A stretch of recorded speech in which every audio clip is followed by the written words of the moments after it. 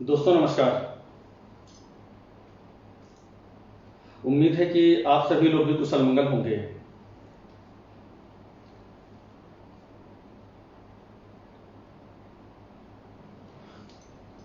दोस्तों, जैसा कि पिछले बार भी हमने आपसे वार्ता की थी व्यवस्था परिवर्तन पर,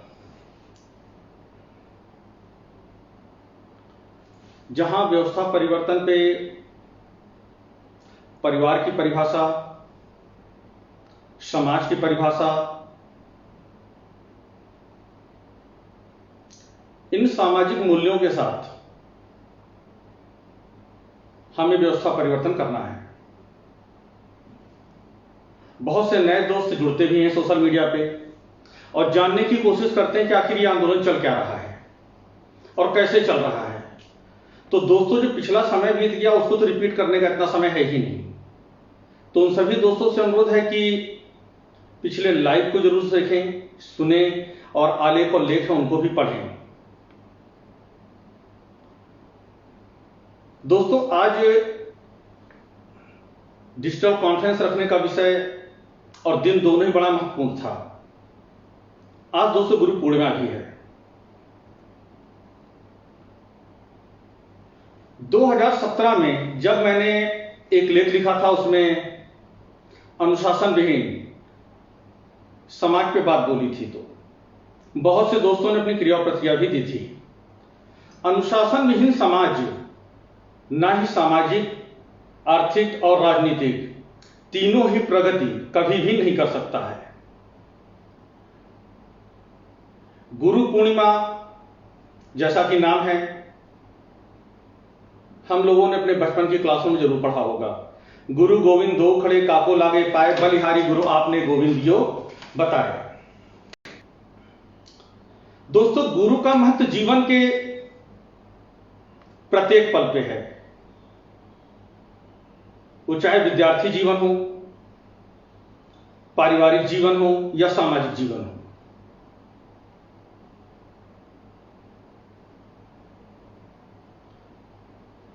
अपनी बात शुरू करने से पहले दोस्तों, क्योंकि आज हमें गुरु पे बोलने से पहले, क्योंकि एग्जाम्पल के तौर पे मैं 2-3 धर्मों को लूंगा और 2-3 जातियों का प्रयोग करूंगा।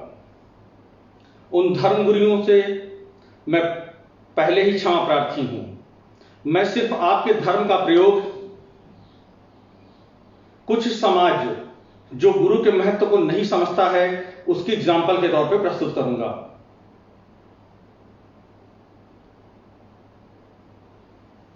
दोस्तों, चलिए हम एग्जाम्पल के तौर पे आज आपको कई चीजों में घुमाएंगे, बताएंगे, तब हो सकता है आप समझ भी पाएंगे गुरु का महत्व होता क्या है।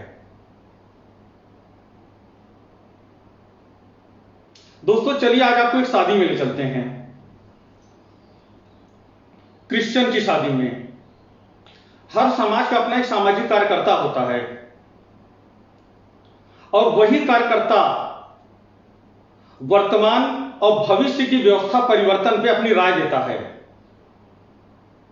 और जिन लोगों को अपने गुरु और समुदाय पर विश्वास होता है वो अपने गुरु को दिखाए हुए रास्ते का अनुसरण भी करते हैं। तो सबसे पहले हम क्रिश्चियन पे चलते हैं। मैंने पहले ही कहा कि मैं जिन जातियां और समुदाय का प्रयोग यहां पे कर रहा हूं, उदाहरण के तौर पे कर रहा हूं, उनसे पुनः क्षमा प्रार्थी हूं। मेरी कोई भी मंशा उनके जाति धर्म को ठेस पहुंचाने की तनिक भी नहीं है। सिर्फ उस जनता से मैं बात कर रहा हूं, उन लोगों से बात कर रहा हूं जो समाज व्यवस्था परिवर्तन में गुरु के महत्व को नहीं समझता है। दोस्तों, हाँ, पहले हम क्रिश्चियन की बात कर रहे थे। चलिए एक क्रिश्चियन की शादी में चलते हैं। हम एक क्रिश्चियन की शादी में चलते हैं। क्रिश्चियन समुदाय विश्व के कई ऐसे समुदाय में गिना जाता है जो आर्थिक सशक्तिकरण और सामाजिक सशक्तिकरण में अपने उच्च पद पे है और उच्च सीमाएं भी उसने प्राप्त की है, चाहे एजुकेशन का हो चाहे इकोनॉमिक्स का क्यों ना हो। तो जब हम क्रिश्चियन समुदाय की शादी में जाते हैं तो क्रिश्चियन समुदाय का जो सामाजिक कार्यकर्ता होता है वो होता है पादरी। उस समुदाय में आईएएस भी होता है, पीसीएस भी होता है, सत्ता शासन के मंत्री और संतरी भी होते हैं, बड़े बिल्डर भी होते हैं, वकील भी होते हैं। पर उस शादी के अंदर जब मैं प्रवेश करता हूं उस पंडाल के अंदर, तो मैंने व्यक्ति चित्र देखा, वो आईएएस हो, पीसीएस हो,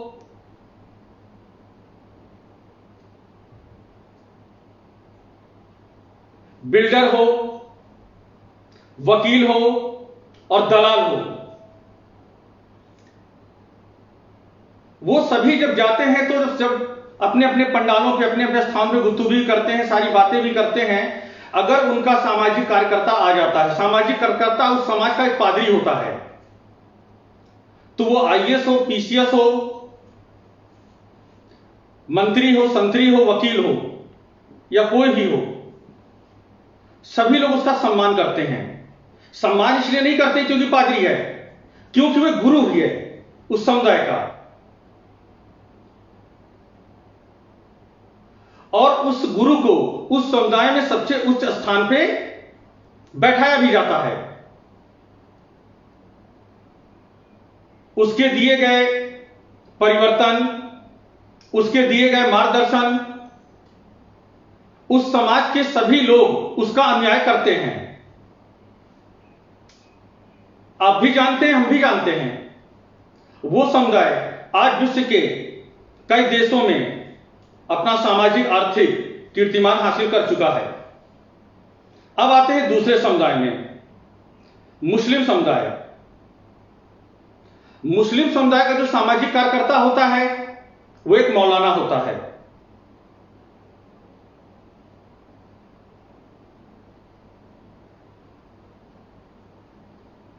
उस समुदाय की भी एक शादी में आपको ले चलता हूं मैं।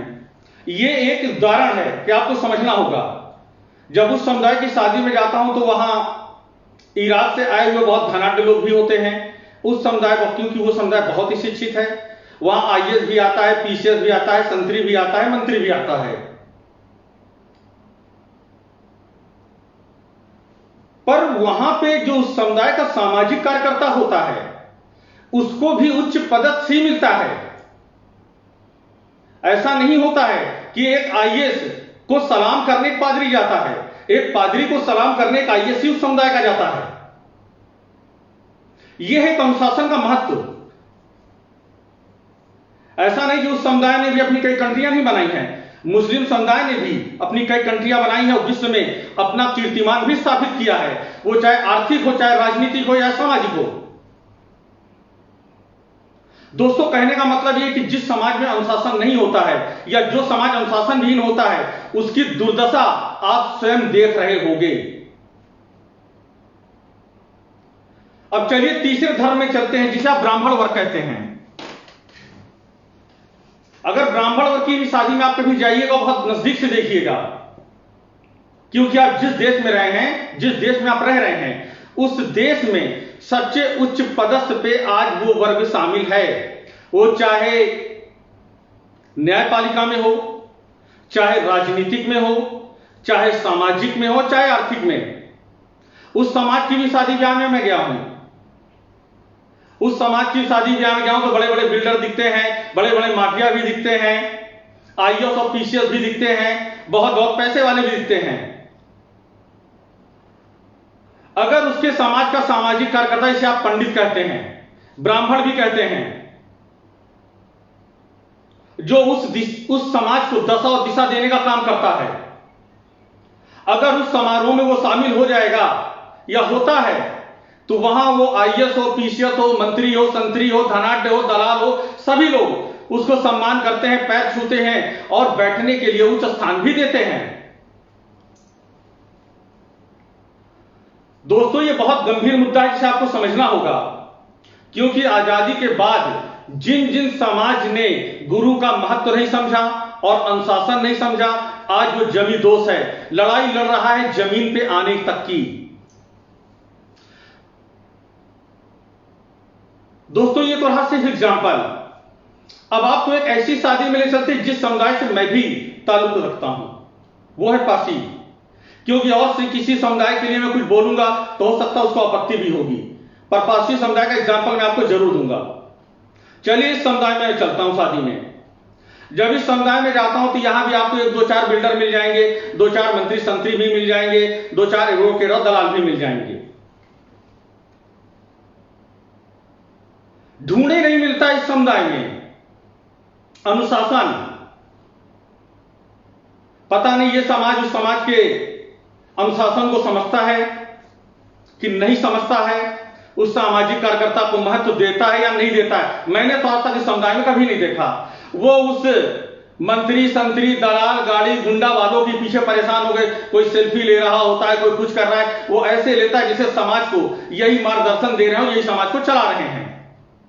दोस्तों एग्जाम्पल बताना इसलिए जरूरी था, वो तीन वर्ग इसी डिसिप्लिन में, सामाजिक सोशल इकोनॉमिक डिसिप्लिन में आज वर्ल्ड में अपना स्थान प्राप्त कर चुका है। और जिस समाज से आप और हम आते हैं उस समाज की क्रियाकलाप कुछ ऐसी है जहां पे आज आपका समाज अपनी परस्पर भूमि के लिए लड़ रहा है, जहां पे उसकी आर्थिक इकोनॉमिकल सोशल बैलेंस भी सही नहीं है।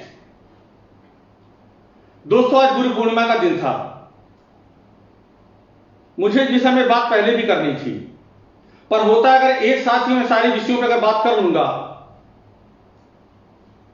जैसे हमने बताया ना कि अनुशासनहीन समाज है ये, वो न जाने समझ पाता है ना समझ पाता, क्योंकि विकास आपका क्रमानुसार होना है, 1 2 3 4 5 6। ऐसा नहीं होगा कि आप क्लास 1 में आ जाओगे और सीधे क्लास 10 में चले जाओगे।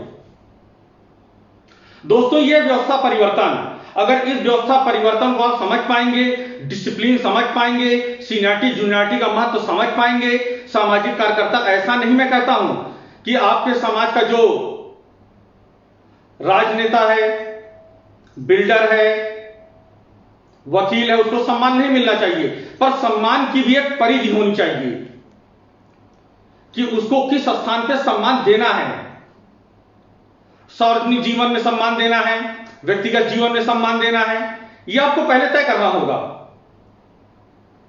नहीं तो इस देश में आप जिस समुदाय से मैं और आप आते हैं इस टाइम, वो समुदाय सिर्फ कुर्ता पहन के दलाली करने के सिवा और समाज को डुबोने के सिवा 70 साल की 7 दशकों में दूसरा कोई काम नहीं किया है। जबकि अन्य वर्ग जिनकी मैंने आपको एग्जांपल अभी दी है, जिनका उदाहरण दिया है, उन्होंने डिसिप्लिन सोशल इकोनॉमिक को समझा और आज वर्ल्ड में राज भी कर रहे हैं, सम्मान के भी पात्र हैं।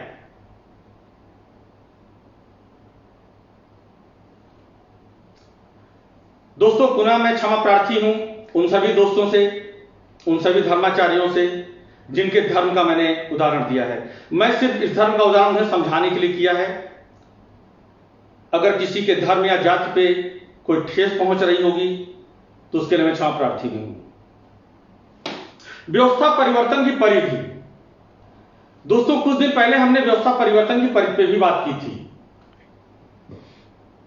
वो चाहे एजुकेशन हो या इकोनॉमिक। एजुकेशन की परिधि क्योंकि हमने, मेरा आना जाना कई क्षेत्रों में बराबर बना होता है। होता क्या है, एक परिधि में आदमी को बांट दिया गया है कि तुम्हें सिर्फ इतनी एजुकेशन लेनी है। वो कभी राजदूत बनने की बात नहीं करता, वो कभी ट्रांसलेटर बनने की बात नहीं करता और पायलट बनने की बात नहीं करता है। तो परंपरागत शिक्षा और व्यवसाय से आपको बाहर भी आना होगा। छोटे बड़े तमाम ऐसे उद्योग भी होते हैं जिनकी परिधि को आपको लांघना होगा। आज समाज एजुकेशन और व्यवस्था दोनों की मार झेल रहा है। दोस्तों मैं जात विशेष की बात नहीं कर रहा हूं, क्योंकि आज गुरु पूर्णिमा थी। जिस जाति से मैं आता हूं वो जात टोटल ही अनुशासन विहीन है। मैंने आपको एग्जाम्पल अभी कई दे दिए। हो सकता है मेरे कई संतरी मंत्री दोस्त या दलाल टाइप के दोस्त इस बात को बुरा भी मान रहे हों, मैंने कभी उसकी परवाह नहीं की, क्योंकि मुझे किसी का सदस्य और दल का पदुआ मजदूर भी नहीं बनना और ना ही कभी बनाना है। समाज को दिशा और दशा देने का मैं काम करता हूं, उन्हें निरंतर करता रहूंगा, प्रयास जारी रहेगा। हां दोस्तों, चलते चलते एक बात और मैं कहूंगा कि अक्सर मेरे कार्यों पे लोगों के प्रतिक्रिया में लाइक और कांग्रेचुलेशन जैसे शब्दों का प्रयोग मैं देखता हूं, तो मुझे यह लगता है कि क्या परिवर्तन सोच तक ही सीमित रह जाएगी? दोस्तों आपको भी घर से निकलना पड़ेगा। इतने बड़े क्षेत्र में व्यवस्था परिवर्तन की जिम्मेदारी सिर्फ मेरी ही नहीं है, आपकी भी होती है। वो तमाम पैसे वाले, वो तमाम अधिकारी कर्मचारी या व्यवसायी वर्ग अक्सर मेरे पास फोन आ जाते हैं कि भैया कोई लड़का लड़की हो तो बताना। दोस्तों, बहुत दिन पहले हमने ये बात भी कही थी, किराए पे तो दूल्हा दुल्हन देखिए मिलना नहीं है। किराए पे दूल्हा दुल्हन आपको मिलना नहीं है, ये तो लुत्ता मान के चलिए। अगर सामाजिक परिधि लांघनी है तो कोई बात नहीं है, अगर समाज की परिधि को ही बढ़ाना है तो आपको समाज के उन अंतिम पंक्ति में जाकर उन बच्चों की शिक्षा दीक्षा का भी व्यवस्था करनी होगी, क्योंकि यही बच्चे जिनको शिक्षा दीक्षा आज मैं देता हूं, इनका कार्य करता हूं, यही कल को बड़े होंगे, आईएएस बनेंगे, पीसीएस बनेंगे, व्यवसायी बनेंगे। इन्हीं में से कोई बच्चा कल आपके घर का दामाद बनेगा और वही शिक्षित बच्ची कल आपके घर की बहू बनेगी। तो इस सामाजिक परिधि को भी समांतर श्रेणी में लाने के प्रयत्न आप लोग करें। दोस्तों, दीपदान सिर्फ एक पेन पेंसिल बांटने तक ही सीमित नहीं है, उसकी सीमाएं और परिधि अनंत है, जिसके आगे भी मैं अपनी चर्चा जारी रखूंगा। दोस्तों, क्योंकि संक्रमण काल भी चल रहा है, जिसकी वजह से हमें डिजिटल कॉन्फ्रेंस करना ही पड़ रहा है। हम फिर आगे आपसे बात करते रहेंगे। गुरु पूर्णिमा की आप सभी को बहुत बहुत बधाई और धन्यवाद दोस्तों।